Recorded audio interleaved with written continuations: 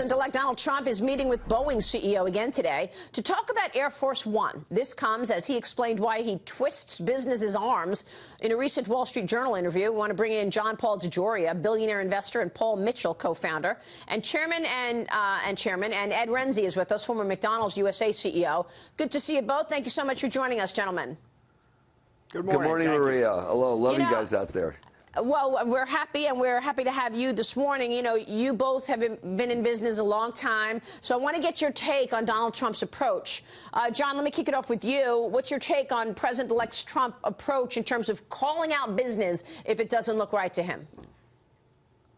I happen to like that. I think that's something that is really, really cool. I may disagree with his demeanor, but some of these things are very good for the American people. What I also like is the announcements that are being made now. These are already planned ones, maybe not because of Donald Trump, but some of our major companies, whether it's Walmart, whether it's GM, who are going ahead with plans they already had to create more jobs because they feel the economy is much better. What he's doing with some of these other companies that want to build plants elsewhere, he's really putting American workers first. And that's a pretty cool thing. So I'm excited about it. I think it's a good start for American people that need jobs. We just need a lot of jobs. It'll solve a lot of problems. For sure. And Ed Renzi, you cannot argue with the success he's had already. Walmart now says it's going to be creating 10,000 jobs this year. Yes. Most will come from planned store openings in e-commerce. But, you know, you were running McDonald's USA. This is a public company, so you may have a different perspective, because when you're running a public company and you see the stock move on the president-elect's comments, maybe it's a different story. How do you see it? Well, I think Donald Trump is doing exactly what he said he'd do during the campaign. Put America first. We are a sovereign nation. We need to take care of our people, create jobs, make America great again. And corporations and citizens and unions better wake up. They're going to have to get out of bed early in the morning, have to work hard all day to make America great again. I think he's doing exactly what he should do, and he's living up to his promise. He's not going to be perfect. He's human like all the rest of us, and he's going to tramp on himself every once in a while. But he's my president, and I'm backing him 100%.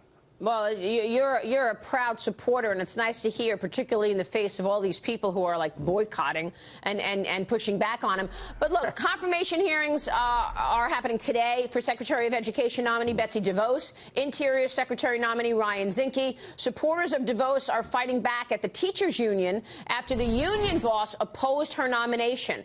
What role is the wealth of President-elect Trump's nominees playing in this scrutiny that they're receiving? Once again, you're getting the pushback from the Dems that, you know, just because you worked hard your whole life and made money and you created wealth for yourself, you're not appropriate for the job.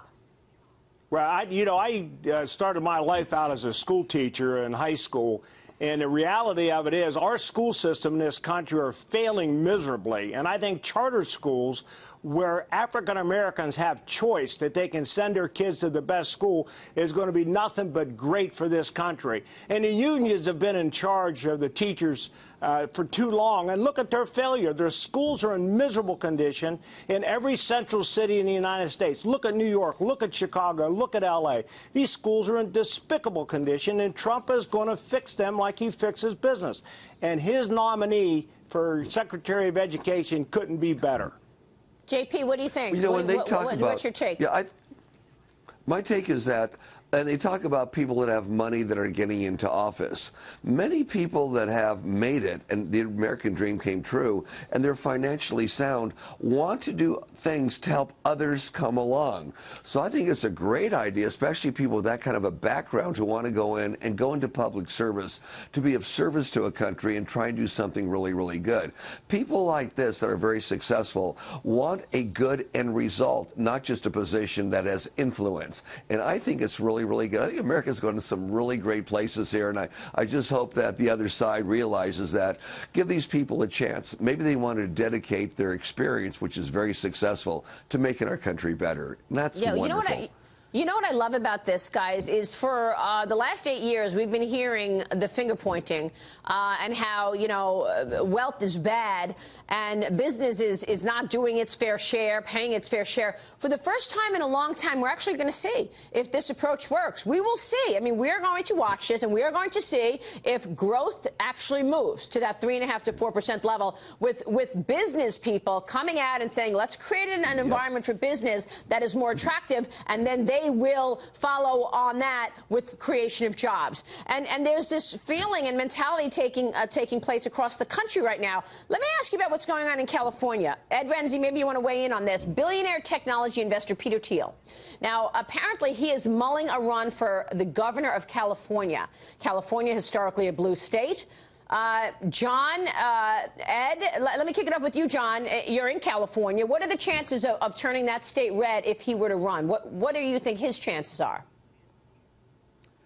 I think this is a very unique situation. He is a Republican. He went for Trump. Only 30% of the population voted. However, there is something else in here. He's extremely smart. The guy has a good success pattern behind him, and he happens to be gay. Now, California is very, very liberal. I think the guy's got a shot at it, especially the fact that he did so many good things in business. And once again, here's a multi-billionaire that I happen to know is also very philanthropic, that wants to take his own time and energy and do something good for the state.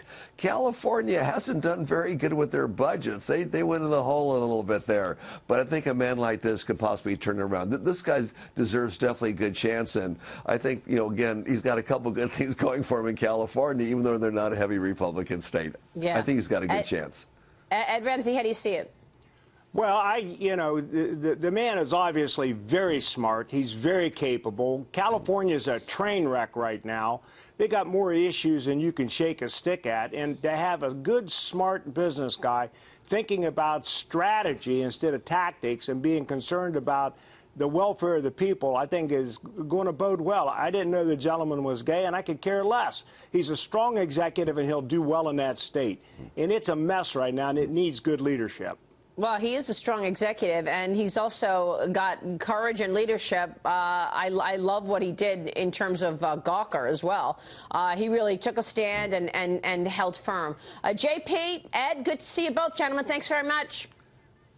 Thank you. Love you. Thank you. Right back at you. Love you back.